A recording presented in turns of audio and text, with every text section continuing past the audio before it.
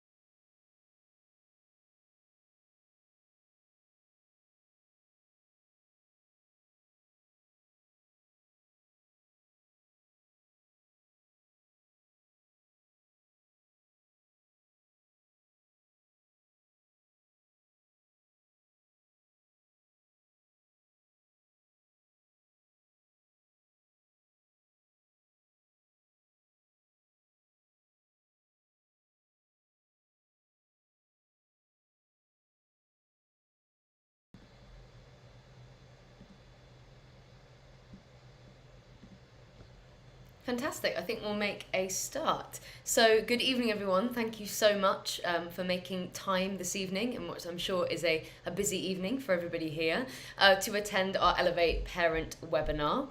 This is our last webinar of the year. Can't believe it. But we will be doing a whole new series starting in the new term in September.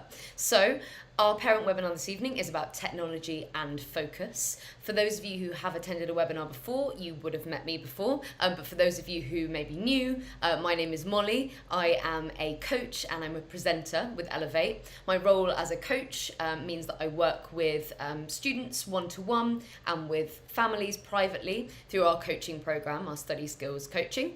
My role as a presenter involves me going into schools and sixth form colleges across the UK and delivering seminars, which are engaging sort of study skill workshops to students, to parents, and also to teachers as well. So I'm going to be sort of fusing my two roles at Elevate this evening to talk to you about technology and focus. That's the order of this evening.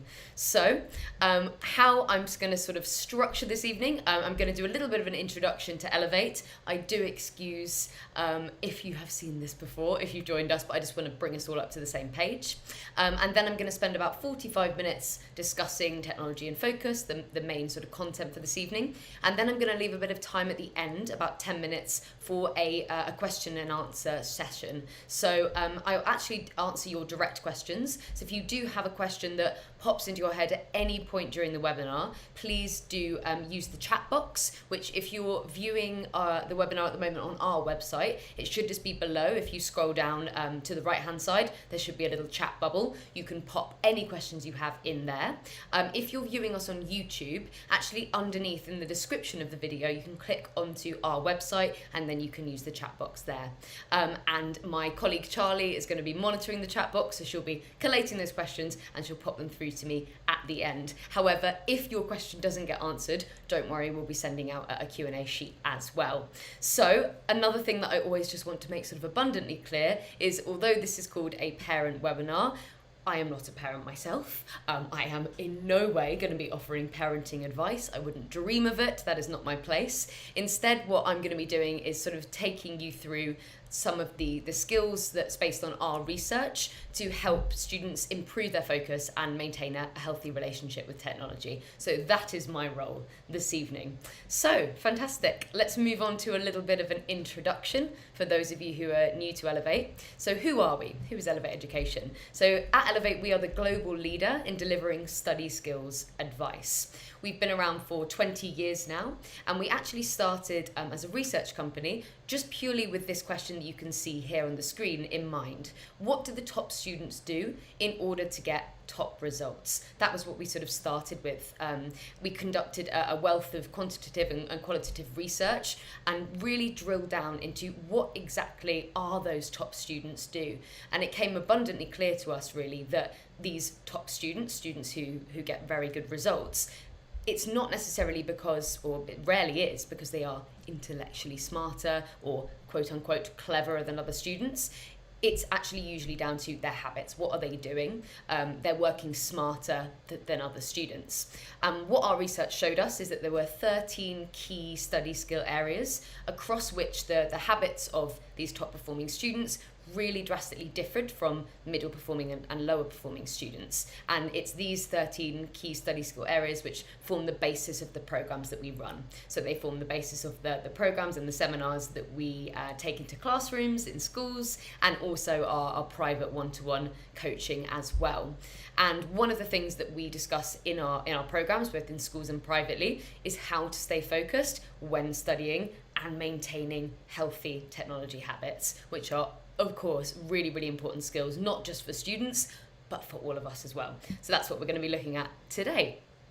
So, as I described before, if you can navigate to the chat box, I would absolutely love to hear your answers to these couple of questions that I'm just going to ask you. If you can't use the chat box for whatever reason, don't worry at all. It might be worthwhile just jotting down your answers on a bit of paper and just having them with you as we go through the webinar. So, a couple of questions to start, little questionnaire. Question number 1. So for you, how many hours does your child spend on their devices? Very intrigued by this question. Is it A, around 1 to 2 hours per day? Is it B, 3 to 4 hours per day? Is it C, 5 to 6 hours per day? Or is it D, 7 or more hours per day? So on average, how many hours does your child spend on their devices? So if you want to just pop A, B, C or D into the chat box, that would be fantastic. Can see lots of C's and D's coming through, a couple of A's and B's as well. Lovely, let's move on to question 2 then. So question 2, how many hours do you think the average child spends on their devices? So not actually your child, but this average child. How many hours do you think they spend per day on their devices? Is it A, 1 to 2 hours per day, B, 3 to 4, C, 5 to 6, or D, more than 7 or more? It's a hard question. Okay, I can see lots of answers coming through actually. So it's a little bit of a spoiler, but I will give you the answer now. What we found from our research is actually, and this is combined with published research as well, is that the answer tends to be for the average student between 7 and 7.5 hours per day on their devices. So D. So if you put D in the chat box, you are correct. So when we sort of think about that in context, that means that the average child is spending almost a third of their day on their devices. But that's obviously if we're thinking of a 24-hour day. If we're actually thinking of the average amount of time that people are awake, our waking hours, which is, usually for most people between 16 and 18 hours, then we're actually talking about students spending almost 50% of their waking time on their devices. Of course, I should put a caveat here. Some of that time will absolutely be productive and will be essential, but some of it will not be productive. So that's maybe the area that we just want to trim back on. Great, moving on to question 3 is, what does your child mainly do on their device? So I know that these are quite broad categories, but what would you say they're mainly accessing? Is it A, social media? Is it B, video games or app games? Is it C, Netflix or YouTube or any other sort of streaming apps? Or is it D, other? And if it's D, if you know a certain app or something that they tend to go on, would love to hear it as well, if you could pop that in the chat box.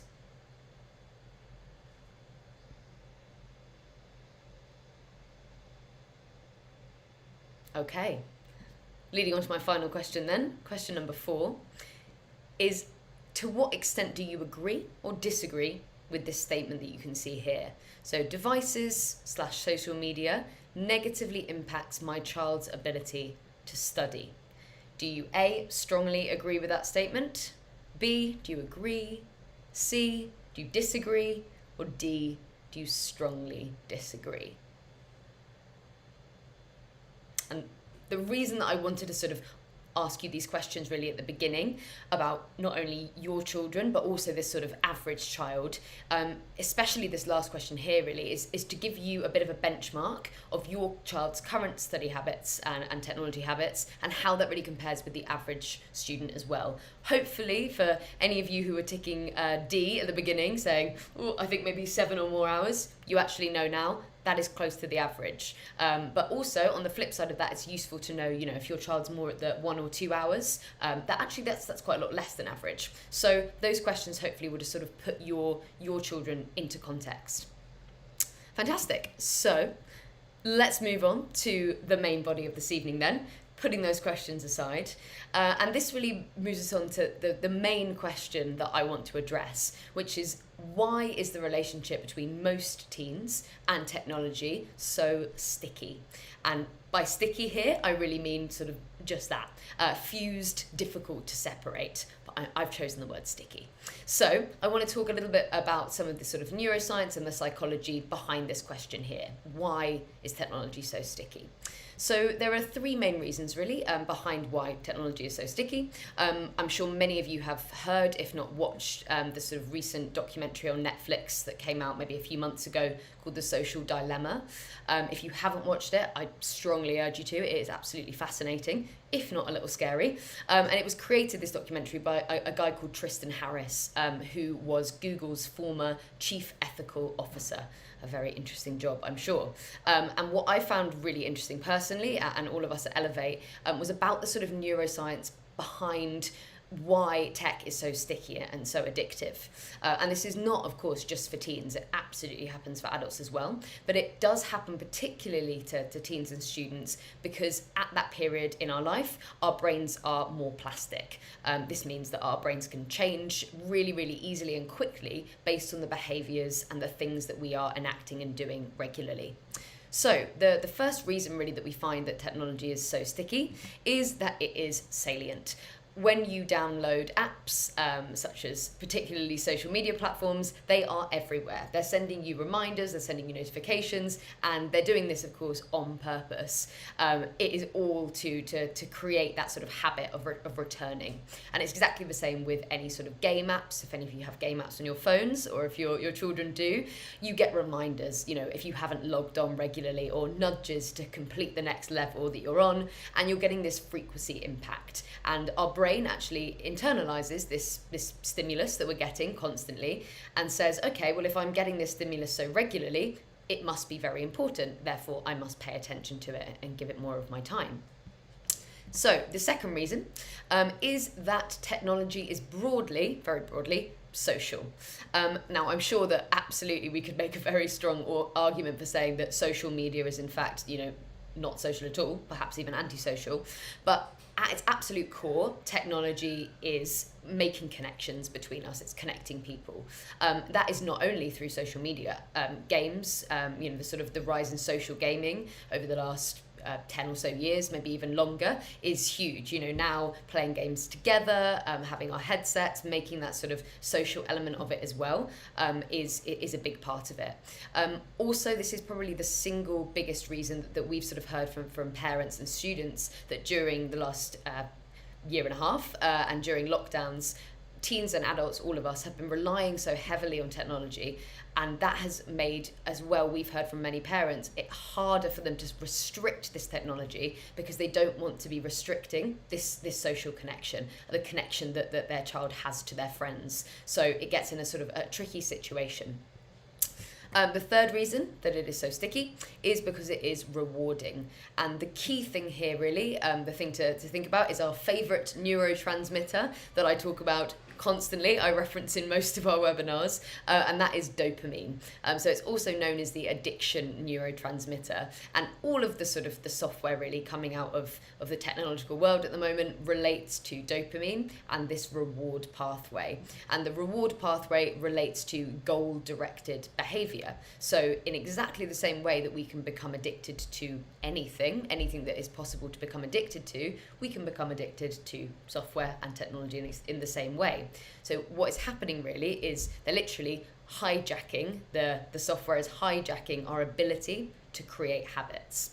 So in the social dilemma, they talk about technology and social media sort of as a drug. And although that's not completely true, that analogy doesn't completely work because it really does depend on who's using it and how it's being used. What is true is that social media hijacks those habits, that reward pathway. So humans, all of us, are incredibly good at learning things. It's what we do, but we're even better at making those things that we've learned more efficient by creating habits. So a really simple one that I always sort of reference for students is tying our shoelaces. If we had to relearn how to tie our shoelaces every time we put our shoes on, life would be quite inefficient. It's going to take us a while to get out of the door. So we develop a habit or a style where we can say, I know how to do this, this is how I do it, this is my habit. Great, more efficient. And of course, the sort of ability to form those habits is all about survival, really. It's a survival advantage. And as we've talked about before, in relation to habits in previous webinars, habits are either positive or negative. They pretty much broadly fall into those two categories. So they can either lead to a better, more efficient route for our life, or a poorer quality, a less efficient way of living. So with that in mind, those sort of those two pathways for habits, what I'm going to sort of try and do this evening is reframe technology change and change around how to use technology as habit change. I'm sort of saying that it is the same thing. And as I mentioned before, teenagers are a huge positive. Their brains are incredibly neuroplastic. So their brains change based on their behavior, based on what they're doing, very quickly. So that is backed up by a huge amount of sort of scientific evidence. I'm not going to go into that, don't worry. Instead, what I want to do really is just hone in on how your child can change their habits, really focusing on the implementation and what you guys can do as parents and carers to help them do that and have that healthier relationship with technology that we are all searching for.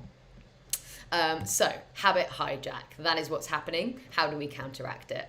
And with that in mind, I've got a sort of a great quote that I'd love for us to look at. I love a good quote. It is from one of our favourite people at Elevate, who's actually featured in a few previous webinars. His name is James Clear, and he wrote a fantastic book, if you're interested in habit change, called Atomic Habits. I should say as well at this point, we're not affiliated with him. We don't know James Clear. We just mention him because the strategies that he sort of developed and the skills around habit change really help students at school. And it's something that we personally think is a great strategy. So, what is the quote from James Clear? What we're looking at today is you don't have to be the victim of your environment. You can also be the architect of it.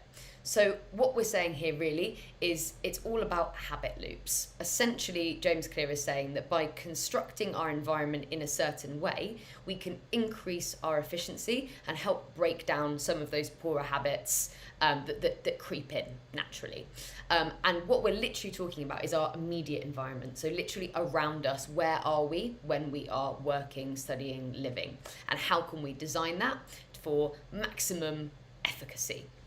So in order to do that, we need to examine for your children, what are their habits in relation to technology first? What are their actual habits? And then we can see whether they're positive, negative, and then move on to change.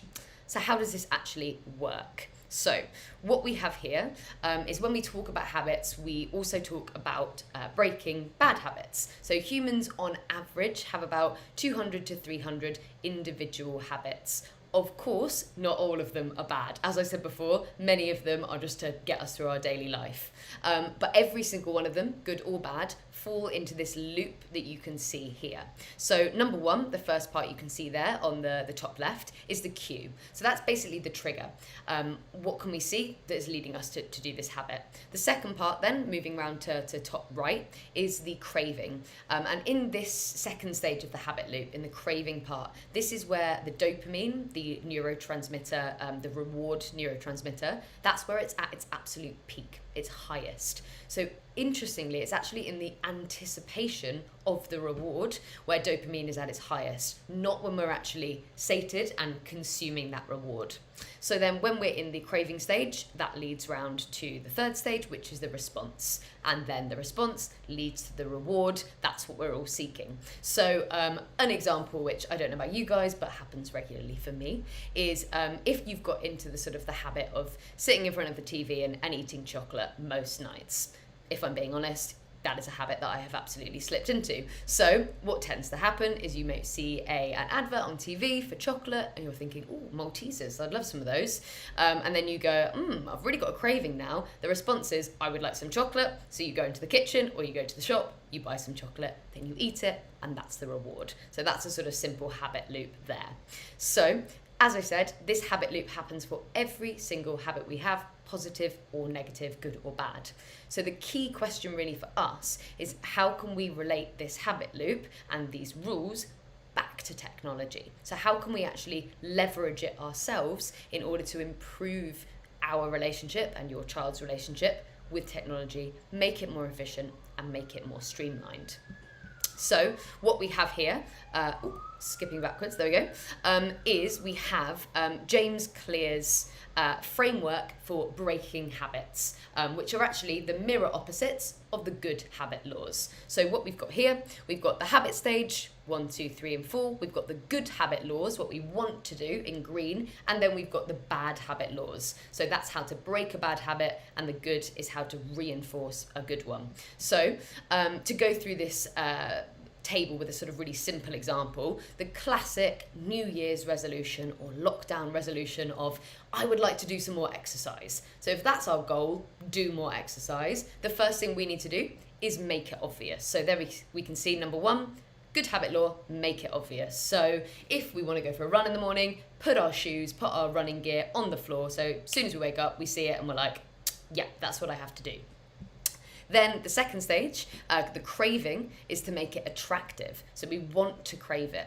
So how we tend to recommend to do this is something called temptation bundling. So where you take something that you don't really want to do, but you know it's good, and you pair it with something that you like doing already. It's already a habit you have. So it might be, if it's the exercise example, to exercise with friends. It might be, well, I love meeting up with Hannah for a coffee, one of my friends, and what I'm going to do is I'm going to say, great, I'm going to meet Hannah for a run, then we're going to go for a coffee after. I've bundled lovely Hannah with running, which I don't really like, and now I've got a good sort of connection there. I've made it attractive. The third part then for the response is to make it easy. So similar to the cue, we want to actually sort of get rid of any hurdles. So make sure the clothes are out, make sure you've already arranged a time to meet Hannah or whoever it is for the exercise. Make sure that there is nothing that can stand in your way. And finally, the reward is make it satisfying. So what is the reward? What we tend to recommend is, not only, with exercise would the reward be a little hit of dopamine and feeling great about ourselves, but tracking our progress as well. And that's something that we actually recommend for any habit that you're trying to change, is tracking your progress. And the reason for that is humans love to track their progress. They love to see incremental change, and it gives us that motivation boost to carry on with it. So the inversion on the other side in red, this is the inversion of the good habit laws. So if your son or daughter is in the habit of constantly being on their phone, constantly checking it, it's always in their hand, we want to do the exact opposite. So the opposite of making it obvious is making it invisible. So then we want to make it unattractive, then we want to make it difficult to do, and then finally we want to make it unsatisfying to be doing this bad habit. So we're going to go through these bad habit laws in a moment and sort of show you how you can actually apply it. But there's a sort of key thing to note before I do, which is we're sort of working on the principle called the Pareto's law here.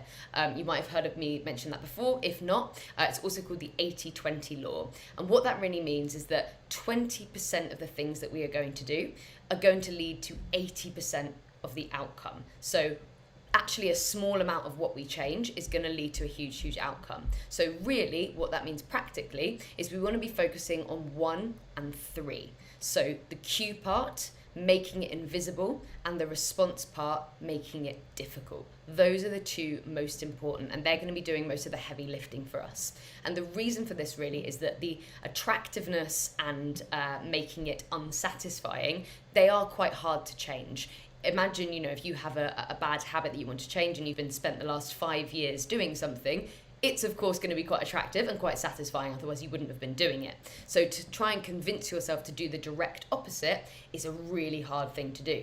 But instead, making something invisible and making it difficult is going to be the thing that we're going to leverage first, and then attractiveness and unsatisfying is going to come later. So main things to take away is making it invisible and making it difficult are the main things that we want to focus on in terms of breaking a bad relationship with technology. So how do we actually do this? I'm sure many of you are saying that right now. Okay, Molly, this is all well and good, but how do we actually do it? So what I'd like to sort of walk through here is a framework that we use in our coaching program about removing bad habits and also reinforcing good habits as well. So the first thing that we recommend to do, and we do in our coaching programs, is to create a habit scorecard. If you suggest to your child maybe to do this, I'd highly recommend doing it with them, making it a joint activity. So what we want to do is we want to list down all of the habits that we actually have, all of them. So how I like to think about it is sort of chronologically in a day. That helps me do it. So brush teeth. That's one of the things. Is it having a coffee first thing in the morning? Is it doing a bit of yoga in the evening? Is it going for a swim on a Tuesday? Is it having a takeaway on a Friday? Whatever it is, all of the habits that you have. Then what we want to do is we want to give them a score. So that's in the right-hand column there, of either positive, negative, or neutral. There will be some neutrals, of course, but yeah, generally, are they positive, negative, or neutral? And then once we have identified all of these habits that we have, then we want to take the bad ones, and obviously today specifically we're talking about in relation to technology, and we want to make them invisible. So we look down that column and we say, great, all of the greens, all of the pluses, that's fine. All of the neutrals, that's fine. What are those red ones, the negative ones? How can we make them invisible? And the reason that we have done the whole process, as in listing all of the habits rather than just saying, let's list our bad habits, is that is an entirely sort of negatively framed activity, which is a bit of a risky area. For many students, especially if they're a bit reluctant on this change, just zoning in on the negatives is not going to be great. But instead, if we look at everything in context, we can actually say, oh, amazing. Well, if you look at this list, 75% of your habits are positive, which is amazing, and a couple are neutral, and there's only a few, maybe 1 or 2 here that are negative, that we've decided are negative, and they're the ones that are maybe causing a bit of harm, so let's focus on those. So if we're drawing to them, in context with all these good habits, it's going to be better, and we're probably more likely to see a student, or anyone really, making a change. So in terms of tech and making it invisible, how do we do that? We have sort of 2 suggestions really. First one is notifications off. So as I said before, notifications are designed to be addictive. They're designed to give us that cue, be that stimuli. So if we can actually completely switch them off, you can do that in settings, or you can do that, you don't have to do it completely, you can do it by app as well. That's going to make a huge difference. The second thing that we've got here as well for making it invisible is using an app blocker. I'm going to be talking about a few of those in a little bit more detail later, but the sort of key thing here really is making things invisible, out of sight, out of mind. So it's much easier to avoid temptation rather than just resisting temptation, and app blockers do just that. There are many different types. Some completely block the app, some block the app for certain periods of time, but as I said, I'll mention a few later, but app blockers are our second solution. Then the final part, step number 3, is to make it difficult. So leveraging the third part of that habit loop we talked about before. One of the solutions that we talk about a lot in our coaching, and many families I've worked with have found it really useful, is maybe having a family offline time. So that is something that the whole family does, because collective change is always greater and more impactful than individual change. So could it be for you guys as a family, would it work that you could say, maybe post dinner, there's an hour or maybe even longer if you guys can do that, where you say everyone's phones are off, they all go in the box and we do something together. That way, if your child or one of your children is really struggling with that, you will be sort of breaking that habit, but you'll also be saying, look, we're all doing it. It's not just zoning in on you. The second thing, which works really well, is a currency chore system. I will say this is much more useful for younger students. It may be a little bit patronizing for older students, but for younger students it really does work, and it sort of works on the same basis as a star chart or a pasta jar or any of those sort of reward systems, where if your child does a chore, they get a certain number of points. You can decide how much is each chore worth, and then when they have some points, they can sort of cash them in for a reward. So it could be, an extra hour on the Xbox is worth 20 points. Can you bank up 20 points across the week? If you can, great, you've got an extra hour. So when we have formed that habit scorecard, part number 1, we've highlighted the positive habits, we've zoned in on the negative ones, we've made them invisible, we've made them difficult, and now I want to address the sort of final bit of the habit loop. So as I said before, it's the invisible and making it difficult which really are doing the heavy lifting. But we do want to move and talk about how to make it satisfying, that final thing. And how do we do that? As I said before, it's all about tracking our progress. That's what's going to be our reward. So any of you who have joined me for one of our time management webinars, you will have seen this before.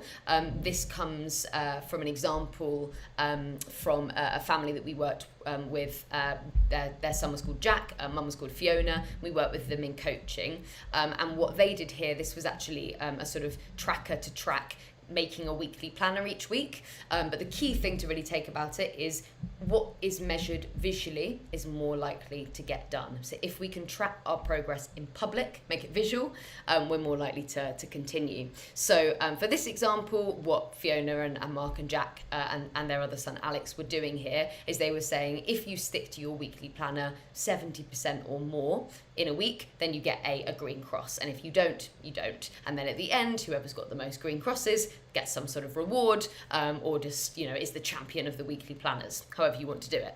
But this framework, of course, can be applied to anything that you want to change, really. So if it was to do with technology, what we're talking about today, it could be tracking your screen time. It could be saying, you total up your screen time every day or every week, and then it's totaled up at the end of the week or the month, and whoever's got the lowest screen time, maybe they get some sort of prize. It really depends on your family, of course, whether you want to add in this incentive. For some people, this tracker is enough. It's enough of a reward to say, I beat mum and dad, I feel amazing. For other families, it might be that you want to have a little bit of an incentive, a little bit of a prize at the end. If you do want to do that, what we always recommend is, if there's going to be an incentive, can it be something that you do as a family? So rather than just a reward for one person, can it be saying, well, you get to choose, the Saturday night takeaway, or you get to choose where we're going to go on our Sunday trip. So rather than just saying, here's a prize for you, it's something that they get to do and you do it all together. Fab. So the sort of main thing to take away here is just make it public and track your progress and make it visible as you can. So to wrap up this sort of first part then of the webinar, what we're really saying is technology change is the same as habit change. And there are two final little things that I'd like to mention. The first is exposure. So habits take a while to form and cement, and it takes a lot longer depending on how complicated and how ingrained these habits are. So this will take time. Of course, we wouldn't be expecting any students to just be changing their behavior overnight or over a week. It is going to take a while, but this tracking can really help with that, because you can, go over a period of months and really see that habit change being something which will stick around. The second thing to say is about focus. So focusing on one thing is really key. It's very, very hard to change a number of habits at once. So it's much easier to say, right, let's zone in on one habit, track that for a number of weeks or months, really know that we've changed it, and then move on to the next one. So if you do feel like your child has quite a few number of negative habits that you'd like to change, better to focus on one, get that sorted, move on to the next one after that. Fantastic. So that is the end of part one, looking at how we can sort of hijack those bad habits, break those habit cycles, and that leads me very nicely onto part number two, which is more about the sort of positive side of technology, because there are so many positives, and how we can actually use technology really effectively and to aid student study as well. So, another little quote that I'd like to introduce. This is a quote by Michael Fullan, who is a Canadian educational researcher. And what he says is that pedagogy is the driver and technology is the accelerator. So what we're saying here really is technology is not inherently bad. Of course, there are so many things about technology and apps and software that make our lives easier, make our lives more convenient, because it, amplifies really what it is inherently to be human and what we actually need to get done.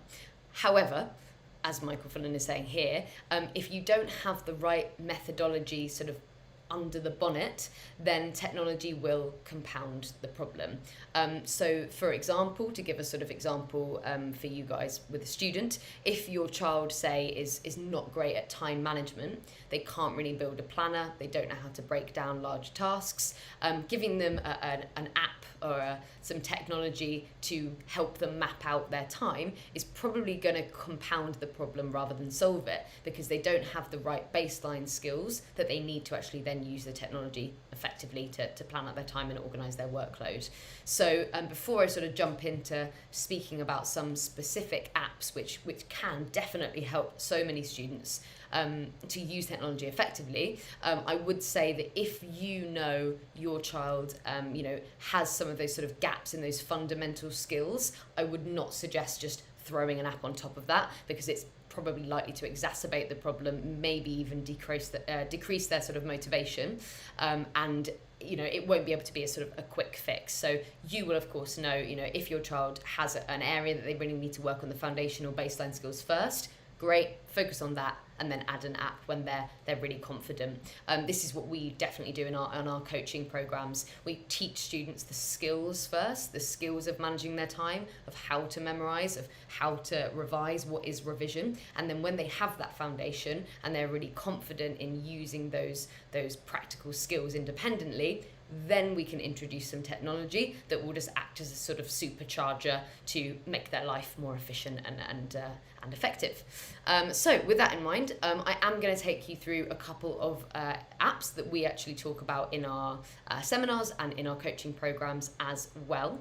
I should say at this point, we are not affiliated in any way with these apps. Elevate doesn't work with these apps. We are literally just talking about these because they are apps that we have used and we know to work really, really well. Also, another thing to say is that I will be quite briefly sort of introducing each app, so it might be worth jotting down the names of the apps that you're really interested in and having a little look at them afterwards and checking them out in a bit more detail. We will also send around a list of all of the apps that we've mentioned, so don't worry if you're thinking, I don't have a pen, I don't have any paper, we'll send around that list as well. So, moving on to these apps, the first one that I'd like to talk to you about in regards to motivation is an app called Strides. So you can see the logo just here, Strides. And what it's really great at doing is in being used to set goals and to track goals as well. So SMART, what you can see here, that's actually an acronym that we talk about in terms of goals. And what that stands for is goals should always be specific, measurable, attainable, realistic, and timed. So we always say that to students in any of our seminars that are about goals, is we want to think about that acronym, go through, and if we can tick off each of those letters for a goal, it's going to be great. It can be used as well for mastery goals and performance goals, which is something that we talked about in our motivation webinar. But briefly, what those two different goals mean. Performance is based on a result, a mark, something like that you can measure your performance, and a mastery goal is talking about an incremental improvement in a skill, and you can use this app for both. It's really good as well to sort of enhance and track goals, view achievements, view what you've already done, what you've already completed, which really helps to provide sort of sustained ongoing motivation. It also helps students get a little bit more clarity over their goals, really breaking it down and thinking about what their longer term goals actually involve, what they need to do. And as we've said before, this breaking down their goals and tracking it as well is what increases motivation. So Strides is something we love at Elevate.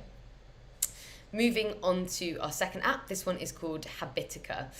This is really useful and more aimed at younger students. And this one is all about gamification and habits. So how it works is you get a little character, like you can see on the screen here, and you can level up your character over time as you complete your habits. This is something that we actually trialed with students in year 6, year 7, year 8, and we found that it worked really well, primarily because students, especially at that age, absolutely sort of love this idea of having an avatar, having a character. It's a little bit like, sort of Pokemon way back when you form a little attachment to this character, you want them to do well, and so a student will end up sort of completing a habit or doing the task, not only for themselves, but also for this little character too. So it's really good if you want to encourage the use of any of those habits we talked about. So if you're encouraging, say, the use of making a weekly planner, or of maybe just getting homework in on time, whatever it is that you're encouraging, Habitica will allow you to sort of track that progress and have that added benefit of the little character too. So moving on to our third app, an app that I'm sure most of you will have heard of, which is Google Calendar. Google Calendar is something that we absolutely really recommend in our coaching programs in terms of time management. And the reason for that is that firstly, it is a really, really easy app to use. You can get it on your laptops, on your desktops, on your phones. It communicates with devices really well, so it syncs between devices, and it is free as well, of course. And it's something that also it's really great if you need to share tasks or events with each other, so sort of whole families can work across it as a platform. One thing that I would say here is using Google Calendar to maybe create a weekly planner or break down work does rely on a student knowing how to do that already. So like I said sort of before, when we introduce Google Calendar to students, we would first talk them through exactly how to make a planner. So our sort of highlights are to put life stuff in first, fun stuff in first, to block out study periods, then to get specific about what we're going to do, to focus on the tasks rather than time. We would go through all of that sort of foundation work, and then we would say, would you like to make one on paper or digital? If paper is the option, that's fine. If it's digital, we'd bring in Google Calendar and we'd say, well, great, now that we know all those skills, we know how to build one, we can build one on here, and actually it's going to save us some time. The reason that it does save some students time, some students love paper, that's absolutely fine, but especially with older students who've got a lot going on, maybe moving from year 11, year 12, year 13, it allows you to put repeat events in, it allows you to create that framework, and then you can go in and tweak each week as well. So other benefits, you can do color coding different subjects or different sort of event groups. You can repeat as well, and you can modify it from all different devices on the go as well. One thing that I would say as well here is we really do love Google Calendar and making things digital. However, we still do recommend for most students to print out a weekly planner at the beginning of the week, so Sunday night, Monday morning. The reason for that is sometimes if it's just digital, we can get into the routine of sort of over tweaking it, and maybe actually the making of the weekly planner, the making of the to-do list is becoming maybe a bit of a procrastination activity, and we actually need to just focus on now getting on with the work. So for all of my coaching students that I introduce this to, we work with that, but then we say we're going to print it out so it is a physical thing and we can't tinker with it too much throughout the week. Great. Moving on then to a slightly different time management app now. This is called Todoist. So once we have all of our time structured and blocked out, we've got that weekly planner, which is looking beautiful, then we come to the skill of actually being able to get stuff done within that time, focusing on those tasks and becoming efficient. And that's where Todoist really comes in. So it's fantastic for planning out larger activities like revision, like projects, like larger essays as well, and a note-making planner as well, which is something that we recommend for students to track how their notes are going. So you might use a color coding system for saying my notes in that topic or that day were great, so I've got a green tick, or they were okay, orange, or not so great, red. A note tracking planner like that then allows a student to come to revision and have a really good sense of where their gaps in their knowledge and where their notes are as well. So Todoist is great for that. You can also collaborate with this app. So it's a really, really good one, we find, for family chores. So if there is a chore list that you have, you can actually assign chores to different people to complete those tasks. Another sort of benefit of this collaboration facility is that if you are doing a group project, say, or you've created a study group, which is something that we highly recommend, and you're splitting up tasks and everyone's doing a different task and you need to delegate work, this is a great way of keeping track of who's doing what, when it's due in, and sort of collaborating together on a single piece of work. Something that I used a lot actually at university, especially when we were working on a big group activity. It was fantastic for just organising everybody and then also being able to just see that people were doing what they said they were going to do. You can set sort of mini deadlines and reminders in this app as well, so it's a really great way of keeping track of all of your work, especially for revision, I would say.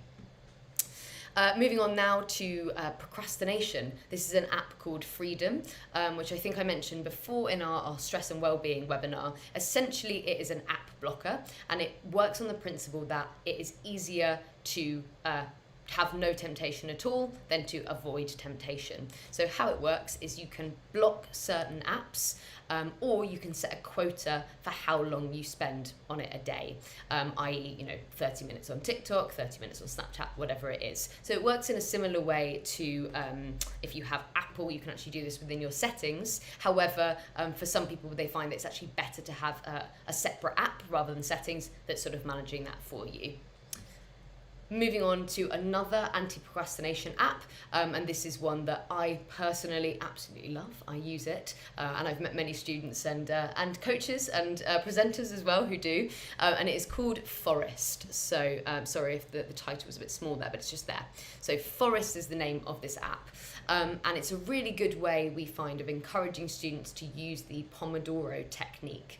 The Pomodoro technique is something that I talked about in our time management webinar, and what it is essentially is talking about working in short 25-minute bursts and then having a 5-minute break. So rather than sort of, some students who maybe sit at a desk for an hour, longer than that, actually many students find that they're more efficient if they're working in 25 minutes and then a 5-minute little break. So what you can do on this app is you can set a timer for 25 minutes, and then within that time you can't go on the app. Otherwise, if you do, you will kill your little digital tree. And I know that might sound a bit weird and you're thinking, okay, is that really going to incentivize students?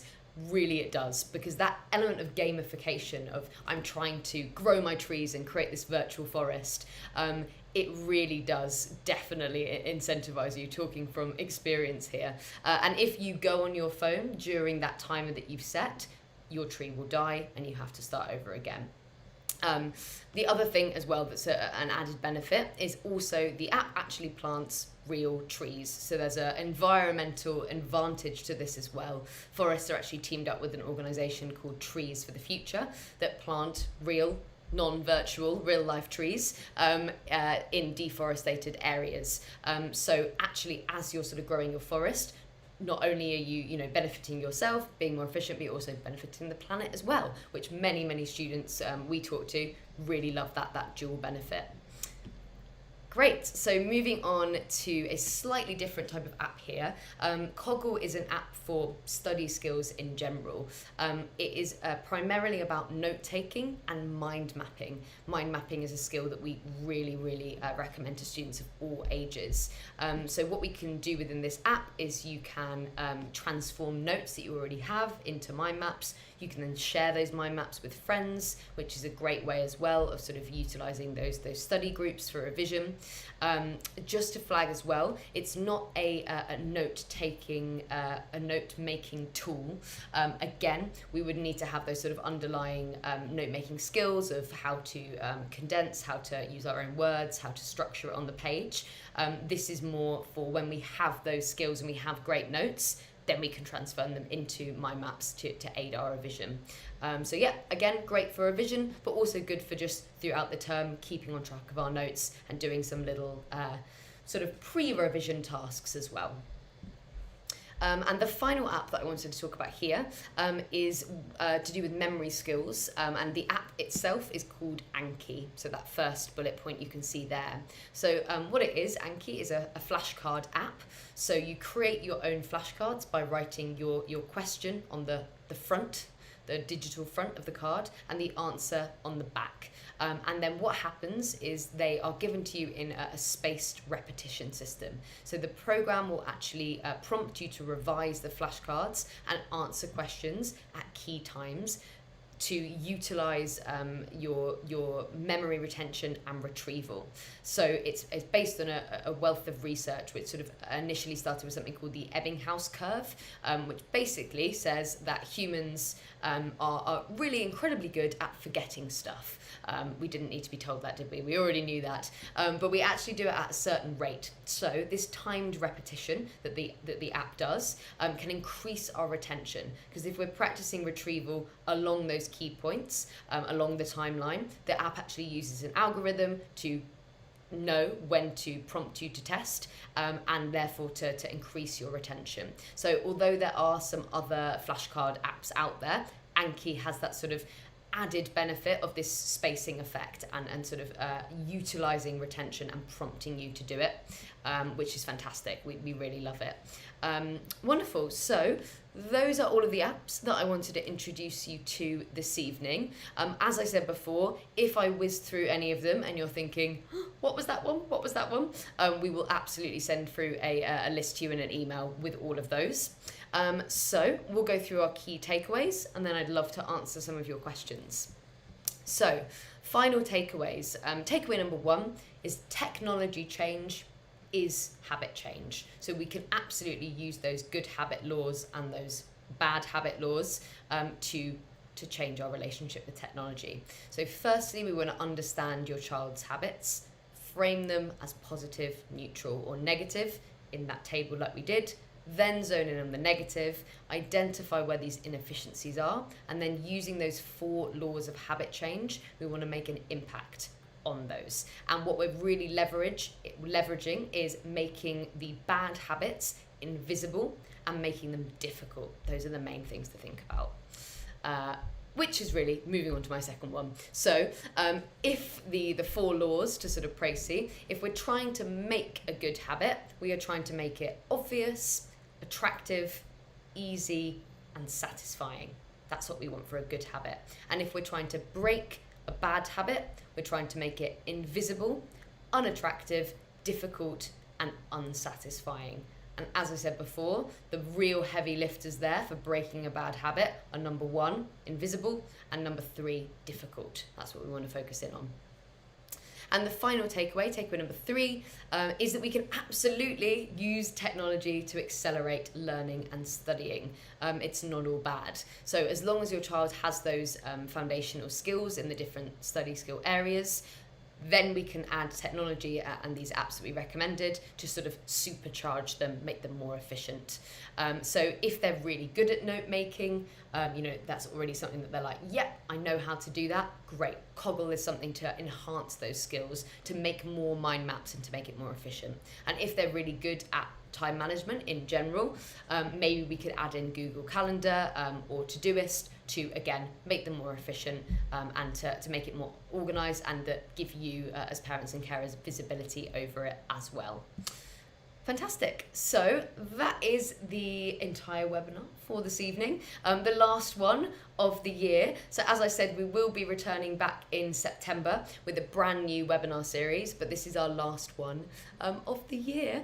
The other thing that I should mention is, I know I've mentioned our private one-to-one study skill coaching a couple of times. If you are interested in that, if you feel like your child struggles with motivation, with some of the foundational skills of note-making, memory, maybe with revision, with some of their sort of well-being and stress management, any of those areas, and you'd like to know a bit more about it, what you can do is you can book a call, a 15-minute call with either myself or with Charlie, who's head of coaching, and we can talk you through how it works, and set up your child's diagnostic session where we would meet with them to draw up a bespoke program for them. So if you are interested, that's how you can find out a bit more. To book a call, you just scroll down on our website where you're viewing the webinar now, and there should be a calendar, and you can just select a time there.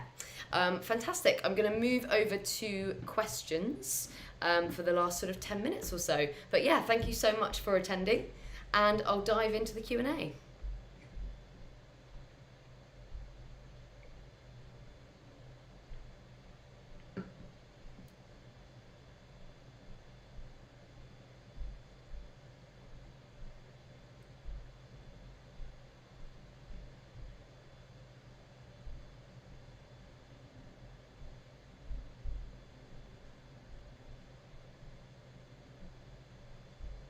Sorry, I'm just reading the questions. It's quite a long one, so be one moment.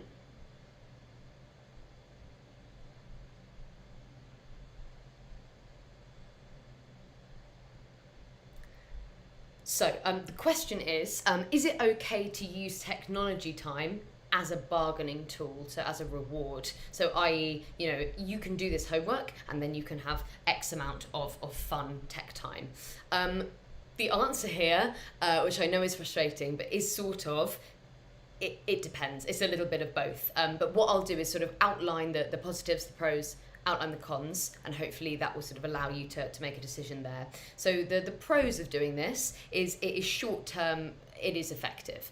We call it it's short-term motivation. Absolutely, you know, that will work. And as we said before, if they are building up a habit and it's each time and it's incremental, that might be something you want to move towards, rather than just saying if you do one thing you get one reward. If it's saying if we're building up each time, and maybe, you know, rather than saying do that one bit of homework, but getting your homework in on time for 5 assignments in a row equals X amount of technology time, that might be a better way of framing it.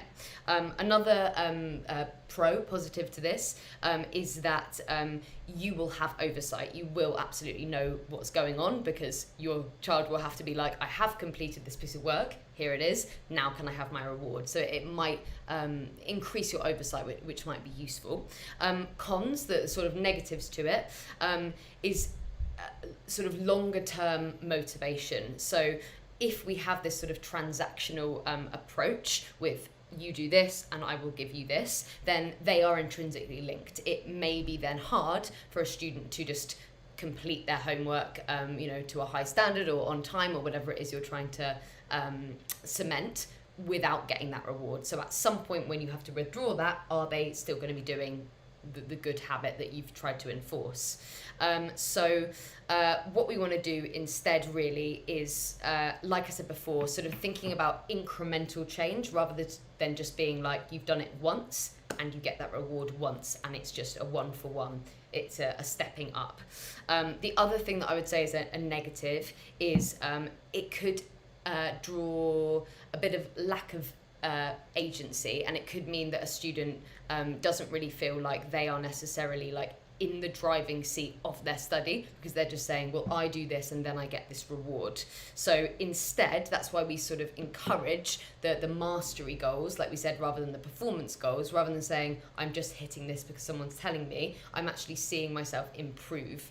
So what I would sort of say, I know it's a really annoying answer because it's not a direct yes, do that, or no, do that, but it can be used, but it's better if it's to do with incremental change or tracking progress and then a reward, rather than just a 1 for 1, if that makes sense. I hope it does.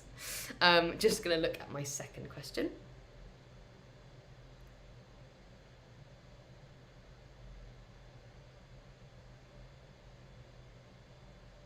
Mm-hmm.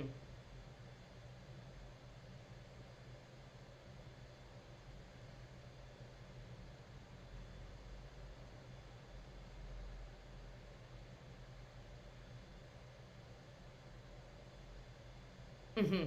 This is a really great question. So the question is, the first part of your presentation, so the presentation I just give, would work if you have your child at least a little bit on board. But what if you have an older child, 15 or 16 years old, who doesn't see that they're addicted to technology? They don't actually acknowledge that already. The first thing that I would suggest is, maybe when you're doing that habit scorecard, is, does anything come up about technology as a negative habit? So has your child labelled anything at all that they do in terms of technology as negative? If they have, then that's come from them. That is something to be like, great, well, how could we address this?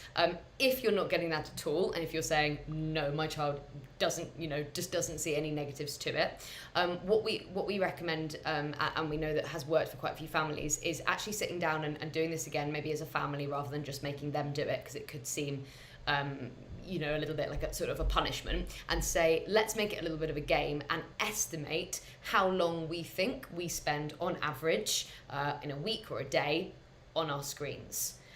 Almost everyone who has a smartphone, if you've got an Apple, it's really easy. I'm sure with Androids it's quite easy as well, is you can find that data out within your phone. You can go into settings, go into screen time, and the phone will tell you how long you've been on it. So if you make it a bit of a competition, maybe even you say, closest to the real time that you actually spend on it, get some sort of reward, choosing the family takeaway, whatever it may be, then you'll be able to see whether your child's screen time matches up with their perception, which is, we find, really, really important for students to actually make a change. Because if a student, often they will drastically underestimate how long they're on their screen. So they may say, oh, I think I'm on for 2 hours a day. They check their screen time, they're actually on for 5 hours a day. And that can sometimes be that sort of penny drop moment where a student goes, ooh, my reality is actually not really matching up to the hard facts here.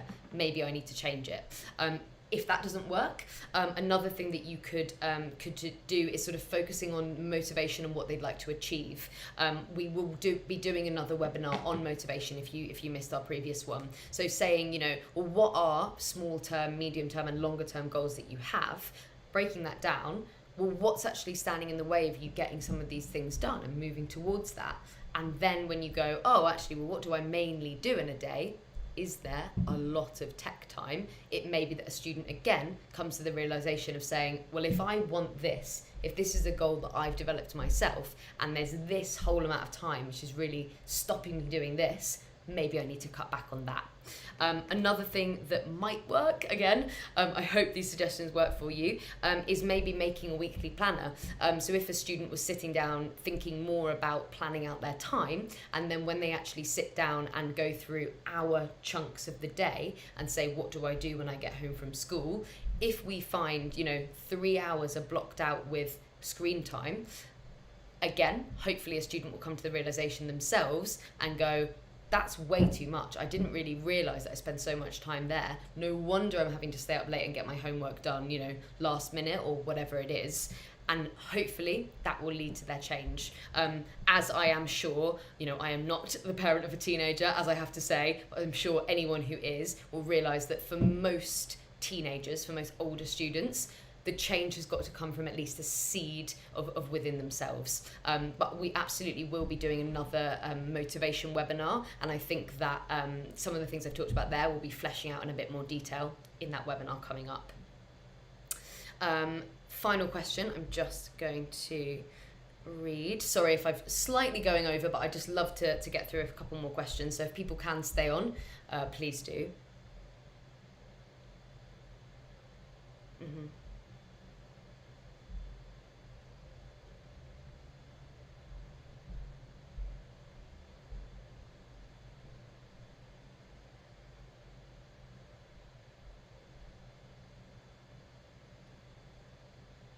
So the question is, sorry, again, it was a bit of a longer one, is I get how changing my own habits, if I want to change them, using the habit laws and Clear's techniques. But for my son, the first key step really is to use his devices less. And without that, the technique sort of seems irrelevant. So yeah, if I ask my year 9 or 10 son if he wants to reduce some of his time on the devices, I suspect he would say not really. So many 14-year-old boys or around there lack the brain connections to want to give up something they enjoy for the possibility of doing better in something like 2 years' time, so a longer term goal. Totally appreciate that. It can be really hard for students to be thinking about, oh, I want to get that in my GCSEs, or I want to go there in the future, if right now they're not very connected to that.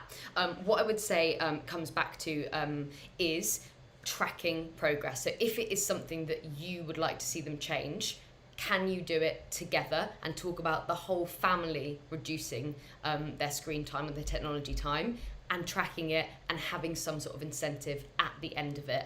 That would be my first recommendation. And my second thing would be, again, coming back to goals, but maybe not talking about 2 years' time, maybe making shorter term goals that they'd like to achieve. What's a summer goal that they like to achieve, completely away from academics and education. Doesn't need to be something tied to school, could just be a personal goal. But then hopefully when they realise, why is that something that is hard to step towards, what is taking up my time, and then hopefully hooking in that and realising that it is the tech time. But I do completely appreciate it is hard for students right now to be thinking 2 or 3 years in the future. So I would utilise the tracking and shorter term goals for that. Final question is, my son is in year 10 and is struggling to find a good way to revise. Oh my goodness. Well, we've done a couple of webinars on revision, so I probably can't go into all of it right now. But the absolute highlights for revision are to think of it as a 3-stage process: notes, memory, and testing ourselves in some ways. Notes, we don't want to be spending more than a third of our whole revision time on. We don't want to be rewriting our notes. If we're making them, we only want to be condensing them or transforming them into mind maps. Memory, again, is a huge subject, but pretty much we want to be doing little and often as much as we can. And then the biggest key thing to take away, put a big shiny star on it, is testing ourselves. And the best way to test ourselves is through practice questions and practice papers. So rather than just doing Quizlets or BBC Bitesize or those things, they're great, but the gold star way of testing ourselves is a practice paper. So if he's in year 10, all he needs to do is find out what exam board is he on for each of his subjects, go onto the exam board website, find his subject, and he can find past papers there to do. There will be the mark scheme as well, and that's the best way to revise. But those are the 3 building blocks that we say to all students: notes, memory, and testing ourselves in some way. And we will absolutely, don't worry, be doing some revision seminars next year. Right, I think that is all we have time for. I am sorry that I've slightly run over this evening. I really hope that you found that webinar useful. And as I said, we'll be starting a new series in September, so really hope to see you then. Thank you so much for attending, and have a lovely rest of your evening.